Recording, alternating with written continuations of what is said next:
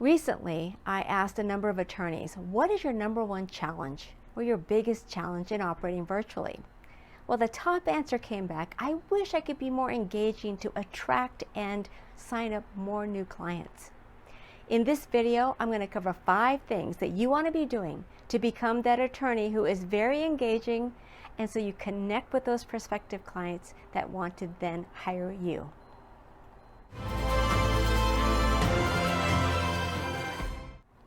Now, today's topic applies whether you're meeting them virtually or in person. I already did a video on how to take your good engagement skills and apply it in the virtual world. And there's a link for it right up here in the corner and also down below. If you're going to be meeting with your clients online, also check out my video that I did on the tips to deal with the technology so that you don't have to fumble with technology while meeting with them online. And I put a link to that below as well. Today is about what to do to become that engaging lawyer during client interviews so that the client wants to hire you. You may have heard about a lot of these concepts, but what we're going to do is talk about each one separately, but it's important that we combine all of these concepts together so that you become attractive to your prospective client and they want to hire you. We'll call these mental shifts. Ready? Mental shift number 1. It's always about the client. Remember this, there are over 1.3 million lawyers in this country. Even in your jurisdiction, there are plenty of other lawyers who can do what you do. And the client is sitting there thinking, why this lawyer? Why should I hire you? You need to answer that question so they don't go down the street and hire the other person. During that first interview, make it 100% about the client, not about you. Even if they ask you about your experience, it's still not about you. It's still about them. Everything you say, everything you do needs to be about the client. Do I need to say that again? For example, I do appellate work, so when clients come to me, they might ask me, have you done a lot of these appeals? Now that sounds like a question about me, doesn't it? But it isn't. The question is still about them. I could answer the question and make it all about me by saying, well, yes, I've been doing this for 30 years and I'm very good at what I do. I'm a certified appellate law specialist, which means I'm one of only 300 or so in the state. Blah, blah, blah, and make it all about me. Or I could answer the question something like this. Yes, for over 30 years, I have helped clients just like you who are coming into the appellate process. I know it seems complicated and it can take a long time, but I'm here to be by your side along the way to make the process as painless as possible. Now, I sprinkled some of my experience that I've been doing it over 30 years in my answer, but I turned it around and made it about them. My answer was designed to help them understand that I would take care of them and that they could trust me. Too often, lawyers tend to use that question to go over all their accomplishments, literally answering the question that, yes, I have all this experience, and missing an amazing opportunity to connect with the client. So use those as opportunities to connect with the client. That's what it means to be engaging with your client. Mental shift number 2. Be present. Completely and 100% present for your client. This means you need to make this a do not disturb time when you're meeting with the client. If you cannot give your client the attention that that client deserves and is looking for in that first interview, they will not be convinced that you will give them the attention later when they need you. Turn off everything. Phones, messaging, computer dings, everything. Even a ding from your phone that you might ignore is still a small but still an indication that that notification was more important than the client sitting in front of you. For example, when I'm meeting with clients, and sometimes my clients are other attorneys that I'm working with, I operate the same way no matter who my client is. I turn everything off.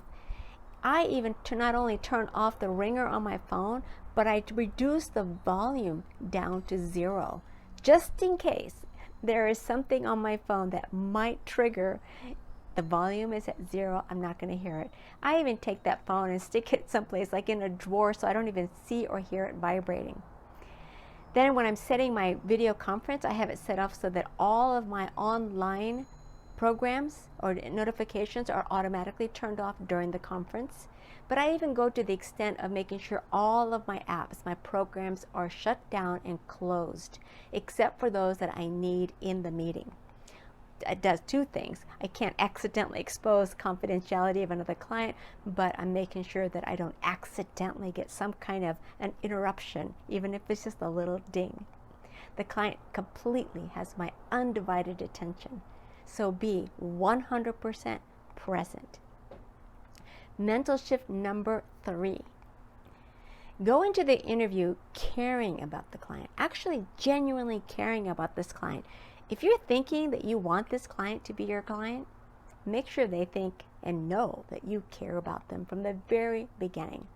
It's so easy to get caught in that trap of, I need this client, I gotta sign up a new client. And I hear you. You're trying to bring in business for your business, but you don't want to have even an inkling of that desperation of needing the client. You need to have one foot in the box that says, yes, I want this client. But then you also need another foot in the other box that says, I need to be here for the client, and this may not be an appropriate case for me, but I want to hear the client out. The client won't necessarily know if you have this sense of desperation that that's what it is, but they will be made to feel uncomfortable. And that little bit of discomfort is enough for them to look somewhere else. So instead, recognize that the client is seeing you because they have a problem and they're hoping you have a solution for them. Go into the meeting with the idea that you're there to help the client, not whether they're going to give you a check at the end of the meeting.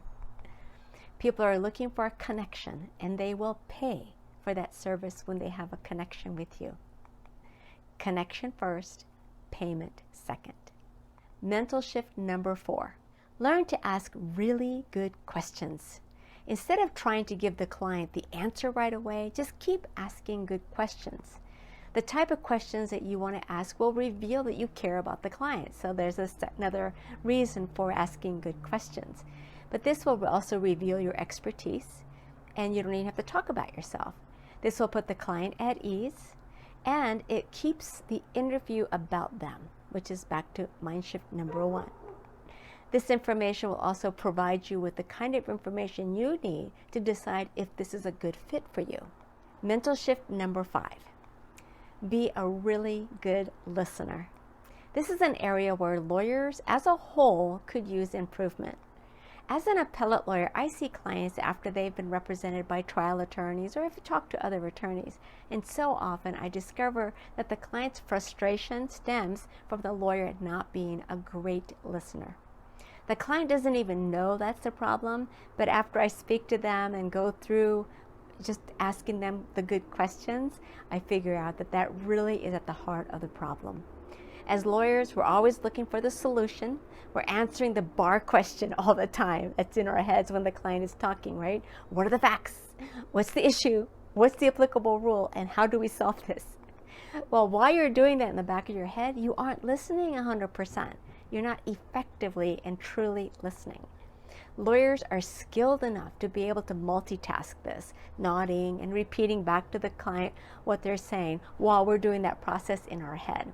But we're not effectively listening when we're doing that. All those actions that you read about to actively listen, those are prophylactic. It doesn't mean you're actually effectively listening.